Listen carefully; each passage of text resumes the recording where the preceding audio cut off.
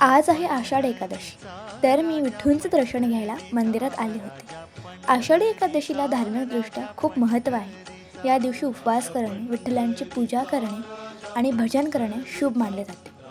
पंढरपुरात जाणं शक्य तर नाही झालं, पण विठूंचं दर्शन या मंदिरात खूप छान झालं. विठूंना बघून मन अगदी प्रसन्न झालं. त्यांची पूजा केली, नमस्कार केला. तसं बघितलं, तुळस ही विठ्ठलाला खूप प्रिय आहे. तुळशीची माळ धारण केल्याने मन शांत आणि आत्मा शुद्ध होतो असा विश्वास आहे. त्याचबरोबर या मंदिरात प्रसाद करणं चालू होता. प्रसादामध्ये साबुदाणा खिचडी होते. अगदी छोटे सेवेकरीसुद्धा मंदिरात प्रसाद वाटप करण्यात मदत करत होते.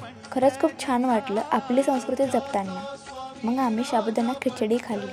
असं म्हणतात ना, नाम गाऊ नाम घेऊ विठ्ठल विठ्ठल. आजचा दिवस खरंच खूप छान गेला. धन्यवाद.